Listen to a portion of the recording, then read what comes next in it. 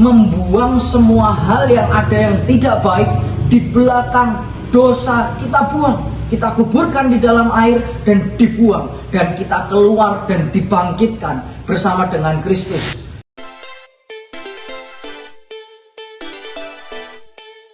Hari yang baru, bulan yang baru, bahkan minggu yang baru, semangat kita harus tetap baru.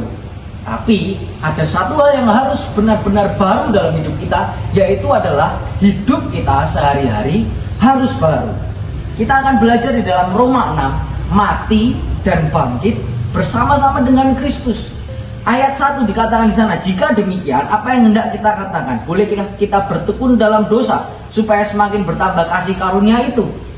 Ayat kedua, Paulus langsung berkata bahwa sekali-kali tidak, bukankah kita telah mati bagi dosa? Hidup kita harus baru. Kita yang sudah meninggalkan dosa kita yang lama, kita sudah mati dengan dosa yang kita yang lama, kita kuburkan itu dan kita bangkit bersama dengan Kristus. Lalu di ayat 4, Paulus menggunakan analogi, menggunakan sesuatu hal yang supaya kita semakin paham. Dengan demikian kita telah dikuburkan bersama-sama dengan Dia oleh baptisan dalam kematian.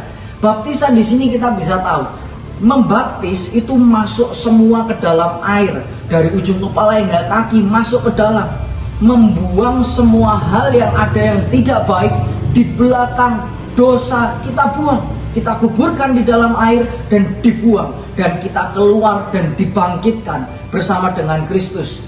Hari ini kita harus bangun komitmen yang baru. Kita harus menaruh hidup kita yang baru di dalam Kristus. Kalau kita sudah mati dengan dosa kita yang lama, kita taruh di belakang dan kita sadar bahwa kita dibangkitkan bersama-sama dengan Kristus. Ketika kita menjalani hidup hari-hari ini, pikirkan dan perasaan tentang Tuhan Yesus. Fokus kepada tujuan bahwa hidup dalam kebenaran di dalam Kristus.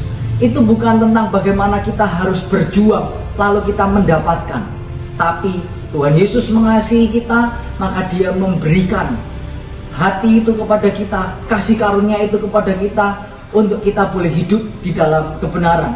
Jadi di ayat 5 dikatakan di sini, sebab jika kita telah menjadi satu dengan apa yang sama dengan kematiannya, kita menjadi satu dengan apa yang dengan kebangkitannya. Jadi kita sudah menjadi satu bersama dengan Kristus, maka kita harus hidup di dalam kebenaran dan kekudusan. Ketika kita menjalani hari ini, mari kita pandang Tuhan dan fokus kepada Tuhan.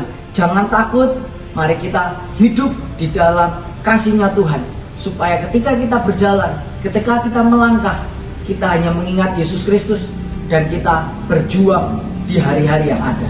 Tetap semangat, jangan loyo, jangan lelah, tapi tetap fokus sama Tuhan supaya hidup kita bisa maksimal dan efektif di dalam kehidupan kita. Tetap semangat, Tuhan Yesus memberkati.